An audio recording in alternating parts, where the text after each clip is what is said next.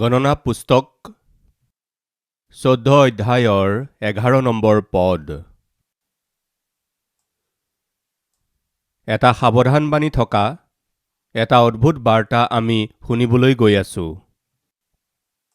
আমি নিজৰ জীৱনত ঈশ্বৰৰ পৰা উত্তৰ পাবলৈ আশা কৰোঁ, কিন্তু আমি আশা কৰাতকৈও 100 গুণ অধিক ঈশ্বৰেও আমাক উত্তৰ দিবলৈ ইচ্ছা কৰে। তেন্তে আমাৰ জীৱনত আমি যি আশীৰ্বাদবোৰ পাবলৈ আশা কৰোঁ, সেইবোৰ নোপোৱাৰ কাৰণ কি বাৰু? আমি যি উত্তৰ পাব লাগে সেইবোৰ নোপোৱাৰ কাৰণ কি বাৰু? আমি যি লক্ষ্যত উপনীত হ'ব লাগে সেইবোৰত উপনীত নোহোৱাৰ কাৰণ কি বাৰু? আজি এই বিষয়টো আপোনালোকক ক'বলৈ গৈ আছোঁ। আমাৰ মাজৰ বহুতেই যি পাব বিচাৰে সেইবোৰ পাব পৰা নাই, তেওঁলোকৰ লক্ষ্যত তেওঁলোক উপনীত হ'ব পৰা নাই, যি উচ্চতালৈ তেওঁলোক উঠিব লাগে তালৈ উঠিব পৰা নাই, যি প্ৰতিফল পাব লাগে সেইবোৰ তেওঁলোকে পাব পৰা নাই, নিৰাশ আৰু হতাশ জীৱন যাপন কৰি আছে। আপোনালোকে হয়তো ভাবি আছে, ঈশ্বৰেহে মই পাবলগীয়াটো মোক দিয়া নাই। সেয়া সঁচা নহয়। আপুনি যি পাব লাগে তাক দিবলৈ আপোনাতকৈও 100 গুণ অধিক ঈশ্বৰে ইচ্ছা কৰে। তেন্তে ক'ত গণ্ডগোল হৈ আছে? কিয় ইমান পলম? কিয় ঢুকি পোৱা নাই? কিয় মই লাভ কৰিব পৰা নাই? কিয় মোৰ জীৱনত মই জয়লাভ কৰিব পৰা নাই? এই সকলোবোৰৰ উত্তৰ আমি চাম। গণনা পুস্তক 14 অধ্যায়ৰ 11 নম্বৰ পদটো একেলগে পঢ়োঁ। পাছে জিহুৱাই মুচিক ক'লে, এই লোকবিলাকে কিমান দিন মোক হেয়জ্ঞান কৰিব, আৰু ইবিলাকৰ মাজত মই দেখুওৱা আটাইবোৰ চিন দেখিও ইবিলাকে কিমান কাল মোত অবিশ্বাস কৰি থাকিব। ঈশ্বৰে কৈছে কেতিয়ালৈকে? বন্ধুসকল, ঈশ্বৰে কৈছে কেতিয়ালৈকে? এই প্ৰশ্নটোৱেই আপোনাৰ জীৱনতো বহুবাৰ উৎপন্ন হৈছে। এই কথাটোৱেই আপোনাৰ মুখৰ পৰা কেইবাবাৰো ওলাইছে চাগৈ। কেতিয়ালৈকে? ইয়াক এইবুলি ক'ব পাৰে, কিমান সময়লৈকে? কিমান সময়লৈকে এইদৰে চাকৰি বাকৰি নোহোৱাকৈ কষ্ট পাব লাগিব? কিমান সময়লৈকে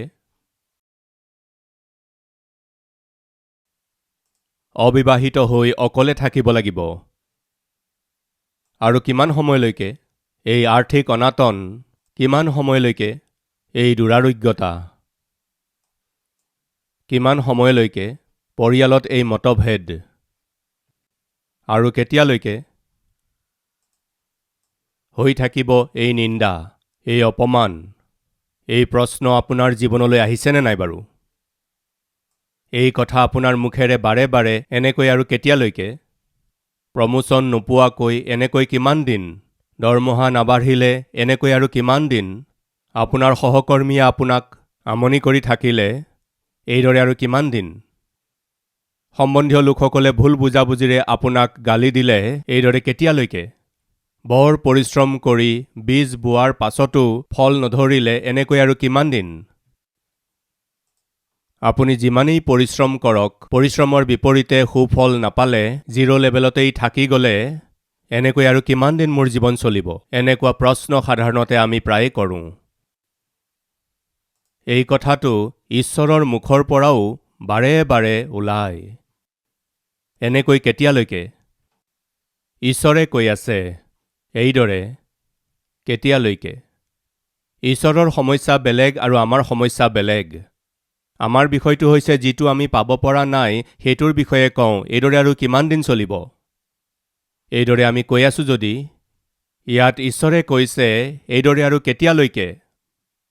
তুমি যি লক্ষ্যত উপনীত হ'ব লাগিছিল তাত উপনীত নোহোৱাকৈ, যি উন্নতি আৰু সমৃদ্ধি তুমি পাব লাগিছিল তাক নোপোৱাকৈ, কিমান সময়লৈকে এইদৰে চলিবা? আৰু কেতিয়ালৈকে তোমালোকে মোক তিৰস্কাৰ কৰি থাকিবা? আৰু কেতিয়ালৈকে? তোমাৰ জীৱনটো আগতে যি অৱস্থাত আছিল আজিও তাতেই আছে, এইদৰে কেতিয়ালৈকে চিন্তিত হৈ থাকিবা? এই প্ৰশ্নকেই ঈশ্বৰে কৰি আছে। যি প্ৰশ্ন আপুনি নিজকে বাৰে বাৰে কৰি আছে সেই প্ৰশ্নকেই ঈশ্বৰে আপোনাক কৰি আছে। আৰু কেতিয়ালৈকে এই জীৱনটো? কেতিয়ালৈকে এই দুৰ্ভগীয়া পৰিস্থিতিটো? কেতিয়ালৈকে এই দৰিদ্ৰতা? কেতিয়ালৈকে এই দুৰ্ভগীয়া জীৱন যাপন কৰিব? কেতিয়ালৈকে নিৰাশ আৰু হতাশ জীৱন যাপন কৰিব? তোমাৰ বাবে মই এটা উত্তম ভৱিষ্যত লুকুৱাই ৰাখিছোঁ। তোমাৰ বাবে মই এক বিশেষ জীৱন পৃথক কৰি ৰাখিছোঁ। সকলোবোৰ আশীৰ্বাদ মই তোমাৰ বাবে লুকুৱাই ৰাখিছোঁ। সেইবোৰলৈ মন নিদি, তাক অনুভৱ নকৰাকৈ, সেইবোৰ নোপোৱাকৈ, তাক গ্ৰহণ নকৰাকৈ, আপুনি য'ত উপনীত হ'ব লাগিছিল তাত উপনীত নোহোৱাকৈ আৰু কেতিয়ালৈকে এইদৰে কান্দি থাকিবা? ঈশ্বৰেও সুধি আছে। আচলতে ইয়াত কি হৈছে? ঈশ্বৰে কিয় এইদৰে সুধি আছে? কেতিয়ালৈকে তুমি এইদৰে কান্দি থাকিবা? আচলতে কি হৈছিল মই কৈ আছোঁ। গণনা পুস্তক 13 অধ্যায় 1 পদৰ পৰা একেলগে পঢ়িম। ঈশ্বৰে কি কৈ আছে? পাছে জিহুৱাই মোচিক ক'লে, মই ইছৰাইলৰ সন্তানবিলাকক যি দেশ দিম, তাক গুপুতে চাবলৈ তুমি কেইজনমান মানুহ পঠোৱা। আপুনি কিবা বুজি পাইছেনে? মুচি, মই ইছৰাইলৰ লোকসকলক মই যিখন দেশ দিম বুলি প্ৰতিজ্ঞা কৰিছিলোঁ, ইছৰাইলী লোকসকলৰ কাৰণে যি ভূমি মই দিম বুলি প্ৰতিজ্ঞা কৰিছিলোঁ, মুচি, সেইখন তোমাৰ লোকসকলক এবাৰ চাই আহিবলৈ কোৱা। মই যিখন দেশ দিবলৈ গৈ আছোঁ সেইখন গাখীৰ আৰু মৌজোল বোৱা দেশ। মই যিখন দেশ দিবলৈ বিচাৰিছোঁ সেই দেশখন বৰ সমৃদ্ধিশালী দেশ। সেইখন বৰ সাৰুৱা দেশ। সেইখন এবাৰ গৈ চাই আহিবলৈ তোমাৰ লোকসকলক কোৱা। এবাৰ চাই আহিবলৈ কোৱা। এই বুলি ঈশ্বৰে ক'লে। তেতিয়া মুচিয়ে ইছৰাইলৰ 12 ফৈদৰ পৰা 12গৰাকী প্ৰধান লোকক বাছি ল'লে। পঢ়ো আহকচোন। দ্বিতীয়টো পদ। মই ইছৰাইলৰ সন্তানবিলাকক যি দেশ দিম, তাক গুপুতে চাবলৈ তুমি কেইজনমান মানুহ পঠোৱা। তোমালোকে তেওঁবিলাকৰ নিজ নিজ পিতৃবংশৰ এক ফৈদৰ এজন অধ্যক্ষ পঠোৱা। তাতে জিহুৱাৰ আজ্ঞা অনুসাৰে মুচিয়ে পাৰন অৰণ্যৰ পৰা তেওঁবিলাকক পঠালে। তেওঁবিলাক আটাইবিলাক ইছৰাইলৰ সন্তানবিলাকৰ মূল মানুহ আছিল। তেওঁবিলাকৰ নাম এই: ৰুবেন ফৈদৰ মাজৰ জক্কুৰৰ পুত্ৰ চম্মুৱা, চিমিউন ফৈদৰ মাজৰ হুৰিৰ পুত্ৰ চাফট, জিহুদা ফৈদৰ মাজৰ জিফুনিৰ পুত্ৰ কালেব, ইছাখৰ ফৈদৰ মাজৰ যোছেফৰ পুত্ৰ জিগাল, ইফ্ৰাইম ফৈদৰ মাজৰ নুনৰ পুত্ৰ হোছেয়া, বিন্যামিন ফৈদৰ মাজৰ ৰাফুৰ পুত্ৰ পলতি, জবুলুন ফৈদৰ মাজৰ চুদিৰ পুত্ৰ গদ্দিয়েল, যোছেফ ফৈদৰ অৰ্থাৎ মনচি ফৈদৰ মাজৰ চুচিৰ পুত্ৰ গদ্দি, দান ফৈদৰ মাজৰ গমল্লিৰ পুত্ৰ অম্মিয়েল, আছেৰ ফৈদৰ মাজৰ মিখায়েলৰ পুত্ৰ চথুৰ, নপতালি ফৈদৰ মাজৰ বফচিৰ পুত্ৰ নহবী, গাদ ফৈদৰ মাজৰ মাখিৰ পুত্ৰ গুৱেল। এই নামৰ লোকবিলাকক মুচিয়ে গুপুতে দেশ চাবলৈ পঠালে। মুচিয়ে নুনৰ পুত্ৰ হোছেয়াৰ নাম জিহুচুৱা ৰাখিলে। নাজানো কিয় জিহুচুৱাক দেখি তেওঁৰ নাম সলনি কৰিবলৈ মুচিৰ মন গ'ল। জিহুচুৱাৰ আচল নাম হোছেয়া আছিল। হোছেয়া নামটোৰ অৰ্থ জানেনে? উদ্ধাৰকৰ্তা, যীচু। হোছেয়া আৰু যীচু এই দুয়োটা নামৰ অৰ্থ একেই। জিহুচুৱা নামৰ অৰ্থ জিহুৱাই, ৰক্ষক, সহায়ক অৰ্থ এইটো। এতিয়া জিহুচুৱা, কালেব আৰু 10 জন একেলগে জিহুৱাই প্ৰতিজ্ঞা কৰা দেশখনলৈ যোৱাৰ আগতে তাৰ ভূমিভাগ কেনেকুৱা, তাৰ প্ৰজন্মটো কেনেকুৱা, এবাৰ নিজৰ লোকসকলক পঠোৱা। ঈশ্বৰে এইদৰে কওঁতে তেওঁলোক গ'ল। তেওঁলোকে গৈ মুচিয়ে কৈছিল, তোমালোকে উভতি আহোঁতে তাৰ শস্য কেনেকুৱা, চেম্পল হিচাপে কিছুমান ফল লৈ আহিবা, শস্য কিছুমান লৈ আহিবা, এই বুলি ক'লে। তেওঁলোক গ'ল আৰু লৈ আহিল। আহক চাওঁ। 22 নম্বৰ পদ। তেওঁবিলাক দক্ষিণ অঞ্চলেদি গৈ হিব্ৰোনলৈকে উঠিল। সেই ঠাইতে অহিমন, চেচয় আৰু তলময় এই 3 জন অনাকৰ সন্তান আছিল। মিছৰ দেশত থকা চুৱন নগৰ স্থাপন কৰাৰ 7 বছৰ আগেয়ে হিব্ৰোন স্থাপন কৰা হ'ল। পাছে তেওঁবিলাক স্কুল উপত্যকালৈ আহি সেই ঠাইতে এথোপা দ্ৰাক্ষাফল থকা দ্ৰাক্ষালতাৰ এটা ডাল কাটি কাণমাৰি লগাই দুজনে সাঙি কৰি ল'লে আৰু কিছুমান ডালিম আৰু ডিমৰু ফলো লগত ল'লে। সেই ঠাইতে এথোপা দ্ৰাক্ষাফল থকা দ্ৰাক্ষালতাৰ এটা ডাল কাটি কাণ মাৰি লগাই কেইজনে দাঙিছিল? হেল্ল', দ্ৰাক্ষালতাৰ ডালটো কেইজনে তুলিছিল বুলি লিখা আছে? 2জন মানুহে দাঙিব লগা হৈছিল। ইয়াৰ অৰ্থ কি জানেনে? ইমান অধিক ফলৱান স্থান আছিল এইখন। ইমানেই নহয়, তাৰ পৰা ডালিম, ডিমৰু ফল, তেওঁলোকক যি ফল লাগে সেই সকলো ফল তেওঁলোকে লৈ আহিল। অদ্ভুত স্থান আছিল সেই ঠাইখন। 25 পদ। 40 দিনৰ পাছত তেওঁলোকে দেশ চাই উলটি আহিল। আহি 27 পদত ৰিপৰ্ট দিছে। আৰু তেওঁলোকে তেওঁক ক'লে, আপুনি যি দেশলৈ আমাক পঠাইছিল আমি সেই দেশলৈ গৈছিলোঁ। সঁচাকৈ সেই দেশ গাখীৰ মৌজোল বৈ থকা দেশ। চাওক, এয়া তাৰ ফল। আচৰিত কথা, ঈশ্বৰে ইছৰাইলী লোকসকলক গাখীৰ মৌজোল বোৱা দেশখন প্ৰতিজ্ঞাৰ দেশ হিচাপে দিলে। বন্ধুসকল, আপোনাৰ মোৰ কাৰণে ঈশ্বৰৰ হাতত উত্তম আঁচনি আছে। আমাৰ বাবে বিশেষ উদ্দেশ্য আছে, আচৰিত পৰিকল্পনা আছে। আপুনি দুখীয়া হ'ব পাৰে, এটা ভাল পৰিৱেশত জন্ম হোৱা লোক হ'ব পাৰে। মুচি এজন মহান নেতা আছিল, কিন্তু মুচিৰ ফৈদ কি আছিল জানেনে বাৰু? মুচি লেবিয়া ফৈদৰ লোক আছিল। আচলতে লেবি কোন আছিল জানেনে বাৰু? এজন হত্যাকাৰী আছিল। তেওঁ জাকুবৰ এজন পুত্ৰ আছিল। তেওঁৰ কাৰণে জাকুবে বৰ ভয় আৰু দুখৰ সন্মুখীন হ'ব লগা হৈছিল। এজন হত্যাকাৰীৰ বংশৰ পৰা মুচিৰ জন্ম হৈছিল। এটা বৰ নীচ আৰু অধম, যাৰ কোনো গুৰুত্ব নাই, যাৰ কোনো মূল্য নাই, এনেকুৱা এটা ফৈদত মুচিৰ জন্ম হৈছিল। বন্ধুসকল, এনেকুৱা মুচিক ঈশ্বৰে মহান নেতা হিচাপে মনোনীত কৰিছিল। ইয়াৰ অৰ্থ কি জানেনে? ঈশ্বৰে আপোনাক যদি মনোনীত কৰিছে, আপোনাৰ দেউতা কোন, আপোনাৰ মা কোন, তেওঁলোকে কি ভুল কৰিছিল, তেওঁলোকৰ অৱস্থা কি, তেওঁলোকৰ জাতি কি, তেওঁলোকৰ অৰ্হতা কিমান, তেওঁলোকৰ আত্মিকতা কেনেকুৱা, মোৰ ঈশ্বৰে এইবোৰ নাচায়। আপুনি যিমানেই দুখীয়া, দৰিদ্ৰ, দিনহীন হওক, দুৰ্ভগীয়া বা অনাথ হওক, মোৰ প্ৰভুৱে আপোনাক প্ৰেম কৰে। আপোনাৰ কাৰণে উত্তম উদ্দেশ্যবোৰ ৰাখিছে। য়েছ, যিহুচুৱা ইফ্ৰাইম ফৈদৰ পৰা আছিল। যিহুদা ফৈদৰ পাছত সুনাম অৰ্জন কৰা এটা ফৈদ আছিল। মানে ঈশ্বৰে যাকে তাকে মনোনীত কৰিব পাৰে। উচ্চ ফৈদত জন্ম হোৱা ব্যক্তিকো মনোনীত কৰিব পাৰে। যাৰ কোনো গুৰুত্ব নাই, মূল্য নাই, তেনেকুৱা ফৈদৰ পৰাও মনোনীত কৰিব পাৰে। দাউদে কৈছিল, পিতৃ, মইনো কোন, মোৰ পৰিয়ালনো কোন? য়েছ, তেনেকুৱা এটা পৰিয়ালত জন্ম হোৱা দাউদক ঈশ্বৰে ৰজা হিচাপে মনোনীত কৰিলে। গিদিয়নক মহাবীৰ বুলি কোৱা হৈছে। হয়, ঈশ্বৰে তোমাক মনোনীত কৰিছে বুলি কওঁতে গিদিয়নে কৈছিল, মইনো কিহৰ যোগ্য? মোৰ ফৈদ, মোৰ বংশ কিহৰ যোগ্য?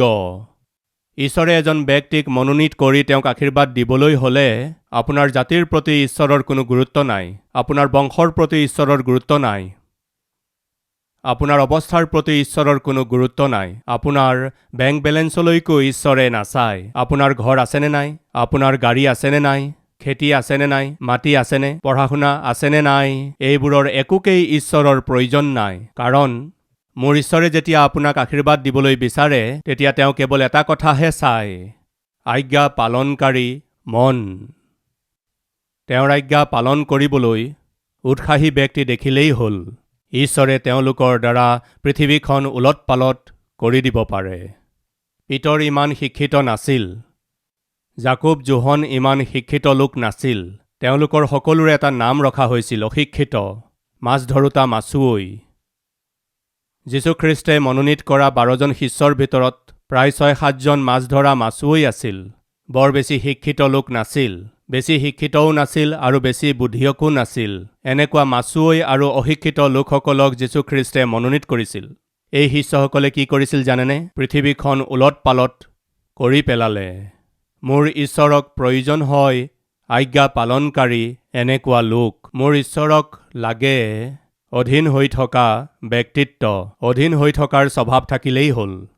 ঈশ্বৰে আপোনাৰ বাবে আচৰিত কাৰ্য কৰিব পাৰে। আপুনি বুজি পোৱাতকৈও অধিক, আপুনি ভবাতকৈও অধিক উন্নত অৱস্থালৈ আপোনাক ঈশ্বৰে লৈ যাব পাৰে। বন্ধুসকল, এইবোৰ কিয় কৈ আছোঁ জানেনে? ঈশ্বৰৰ হাতত ইজৰাইলী লোকসকলৰ বাবে উত্তম আঁচনি আছিল। তেওঁলোকৰ বাবে প্ৰতিজ্ঞা কৰা দেশখন কেনেকুৱা আছিল? বৰ সাৰুৱা দেশ আছিল। যি প্ৰতিজ্ঞা ঈশ্বৰে আব্ৰাহামৰ সৈতে কেইবাশ বছৰ আগতে কৰিছিল, মানুহে পাহৰি গ'ল, কিন্তু ঈশ্বৰে পাহৰা নাছিল। মুচিক পঠিয়াই লোকসমূহক যুগুত কৰি এতিয়া তেওঁলোকক প্ৰতিজ্ঞাৰ দেশলৈ লৈ যোৱাৰ আগতে চোৰাংচোৱা হিচাপে কিছুমান লোকক পঠিয়াই, গৈ চাই আহা, মই তোমালোকৰ কাৰণে কেনে অদ্ভুত দেশ ৰাখিছোঁ। 12 জন লোক ঘূৰি আহি কি বুলি ৰিপৰ্ট কৰিছিল জানেনে আপুনি? আমি যিখন দেশলৈ গৈছিলোঁ সঁচাকৈ গাখীৰ আৰু মৌজোল বোৱা দেশ, এখন অদ্ভুত দেশ। কিন্তু 28 পদ, সেই দেশত থকা মানুহবিলাক বলি আৰু নগৰবোৰ গড়েৰে আবৃত আৰু অতি ডাঙৰ। আৰু সেই ঠাইতে আমি অনাকিয়া সন্তানহঁতকো দেখিলোঁ। হাই, তাত ডাঙৰ ডাঙৰ নগৰ আছে। সেই নগৰবোৰত বনোৱা ঘৰবোৰ ডাঙৰ ডাঙৰ। এই যি লোকসকলে গৃহ বনোৱা নাই, যিবোৰ নগৰ এওঁলোকে বনোৱা নাই, নিৰ্মাণ কৰা নাই, ঈশ্বৰে তেওঁলোকক তাত নিবাস কৰাবলৈ ইচ্ছা কৰিছিল। সেই প্ৰতিজ্ঞাই ঈশ্বৰে আব্ৰাহাম আৰু ইছাককো দিছিল। তোমালোকে নখন্দা নাদৰ পৰা তোমালোকে জল পান কৰিবা। যিবোৰ গৃহ তোমালোকে নিৰ্মাণ কৰা নাই, সেইবোৰ গৃহত তোমালোক থাকিবা। ঈশ্বৰে এই প্ৰতিজ্ঞা কৰিছিল। এফালে যিবোৰ নগৰ এওঁলোকে নিৰ্মাণ কৰা নাছিল, আৰু আনফালে যিবোৰ গৃহ এওঁলোকে নিৰ্মাণ কৰা নাছিল, আৰু যিবোৰ শস্য এওঁলোকে সিঁচা নাছিল, সেই শস্যবোৰ এওঁলোকে যাতে উপভোগ কৰিব পাৰে, তাৰ বাবে ঈশ্বৰে এওঁলোকক গাখীৰ মৌজোল বোৱা এই দেশখন প্ৰস্তুত কৰি এবাৰ গৈ চাই আহিবলৈ এওঁলোকক তালৈ পঠোৱাত এওঁলোক গৈ আহি গ'ল। উভতি আহি বৰ্ণনা কৰি কৈছিল, সেই নগৰখন সাধাৰণ নগৰ নহয়, সেইখন নগৰ গড়েৰে আবৃত। তেওঁলোকৰ গৃহবিলাক বৰ ওখ ওখ। এক অদ্ভুত ৰিপৰ্ট দি শেষত কৈছিল কি জানেনে বাৰু? 28 পদৰ শেষৰ শাৰীৰ পৰা, আৰু সেই ঠাইতে আমি অনাকিয়া সন্তানহঁতকো দেখিলোঁ। দক্ষিণ অঞ্চলত অমালেকে বাস কৰিছে, আৰু পৰ্বতত হিত্তিয়া, জিবুচীয়া আৰু ইমুৰীয়া লোকবিলাকে বাস কৰিছে। সমুদ্ৰৰ দাঁতিত আৰু জৰ্দনৰ পাৰত কনানীয়া লোকবিলাকে বাস কৰিছে। তাৰ পিছত 31 নম্বৰ পদ, কিন্তু যিবিলাক তেওঁৰ লগত গৈছিল তেওঁবিলাকে ক'লে, আমি সেই লোকবিলাকৰ বিৰুদ্ধে উঠি যাব নোৱাৰোঁ, কিয়নো আমাতকৈ সিহঁত বলি। এইদৰে তেওঁবিলাকে যি দেশ চাবলৈ গৈছিল, ইজৰাইলৰ সন্তানবিলাকৰ আগত সেই দেশৰ দুৰ্যশ কৰি ক'লে, আমি যি দেশৰ মাজেদি চাই চাই গৈছিলোঁ, সেই দেশ নিজৰ নিবাসীবিলাকক গ্ৰাস কৰোতা দেশ। আৰু তাৰ মাজত আমি যিমান মানুহ দেখিলোঁ, সিহঁত সকলোৰে কাই দীঘল, আৰু তাত নাফিল বংশ, অনাকৰ সন্তান নাফিলবিলাকক দেখি আমাৰ মনত আমি ফৰিঙৰ নিচিনা হলোঁ, আৰু সিহঁতৰ দৃষ্টিটো তেনেকুৱাই আছিলোঁ। 12 জন মানুহ গৈ উভতি আহিল। 10 জনে কি ৰিপৰ্ট দিছিল জানেনে? গৈছিলোঁ, ঈশ্বৰে যিখন দেশৰ প্ৰতিজ্ঞা কৰিছিল সেইখন দেশলৈ গ'লোঁ। যিখন দেশৰ আমি সপোন দেখি আছিলোঁ সেইখন দেশলৈ গ'লোঁ। সেইখন অতি সুন্দৰ দেশ, অতি সুন্দৰ গাঁথনি, অতি সুন্দৰ নগৰ, তাৰ শস্যবিলাক অদ্ভুত।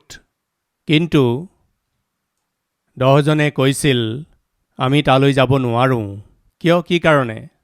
তাত থকা লোকসকলক দেখিছোঁ, তেওঁলোক আকাৰত বৰ ডাঙৰ দীঘল।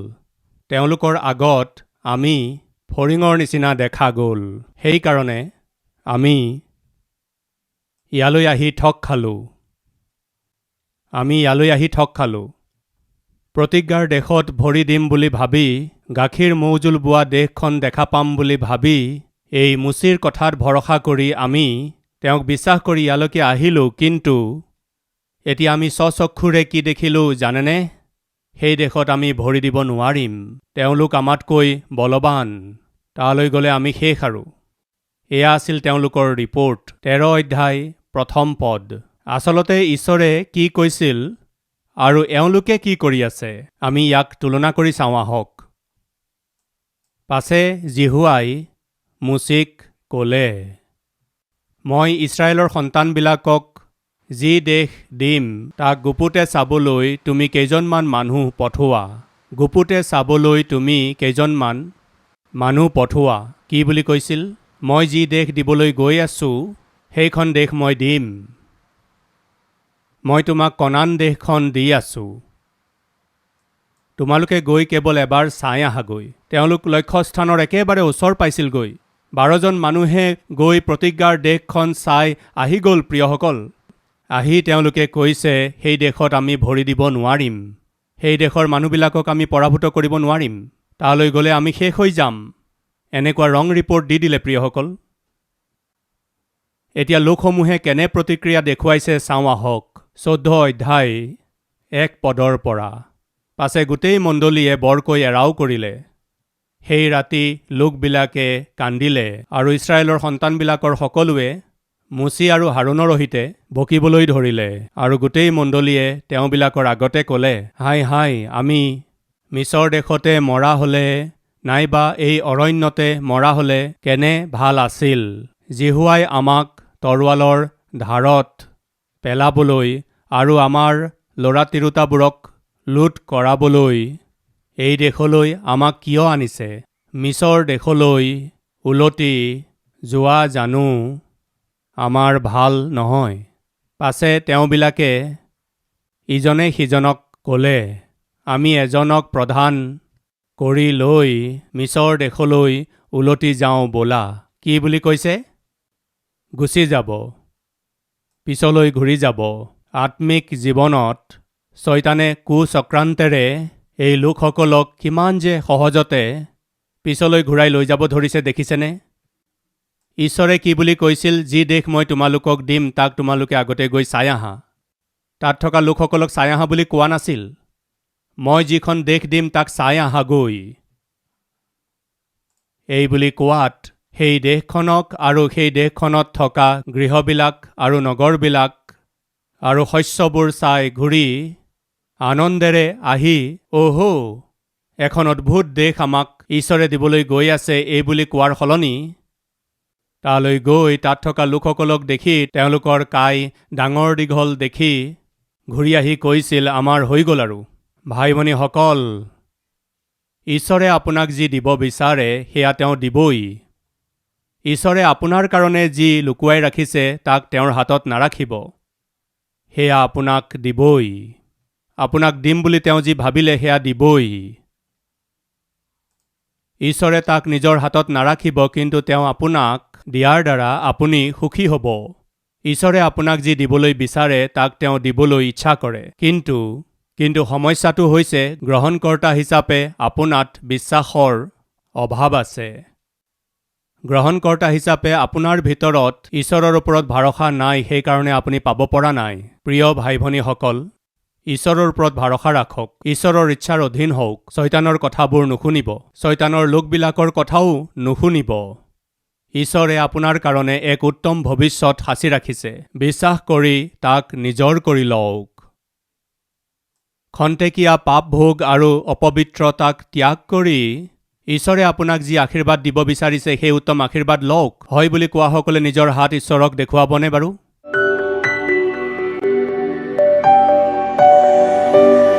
পবিত্ৰ পিতৃ ঈশ্বৰ, ইছৰাইলী লোকসকলে কিমান যে অবিশ্বাস কৰিলে প্ৰভু।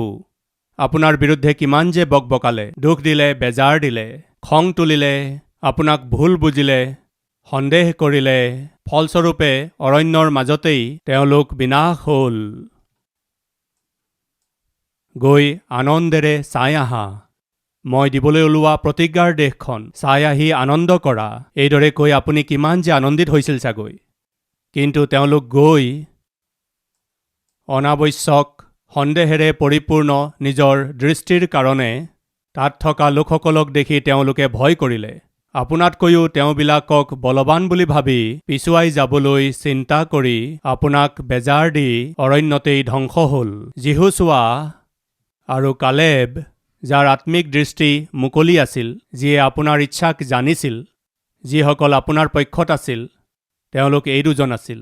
কিন্তু অবাধ্য হোৱা লোকসকল অৰণ্যতেই মৰি গ'ল আজ্ঞা পালনকাৰীসকলে আগলৈ খোজ দি প্ৰতিজ্ঞাৰ দেশত প্ৰৱেশ কৰিবলৈ পালে। পিতৃ, আজিৰ এই দিন আমাক আত্মিক লোকৰ নিচিনাকৈ আগবাঢ়ি যোৱা লোক কৰি তোলক। শয়তানৰ, জগতৰ, শৰীৰৰ অধীন নহৈ, সিহঁতৰ কথা নুশুনি আপোনাৰ অধীন হৈ, আপোনাৰ ইচ্ছাৰ অধীন হৈ, আপোনাৰ প্ৰতি সবল বিশ্বাসেৰে সৈতে আগবাঢ়ি গৈ জয়ী হৈ জয়যুক্ত জীৱন আমি যাপন কৰি যি লক্ষ্যস্থানত আমি উপনীত হ'ব লাগে তাত উপনীত হৈ আপোনাৰ মহিমা কৰা আত্মিক লোকৰ নিচিনা আমাক কৰি তোলক পিতৃ। যীশুখ্ৰীষ্টৰ নামত মাগিছোঁ, আমেন।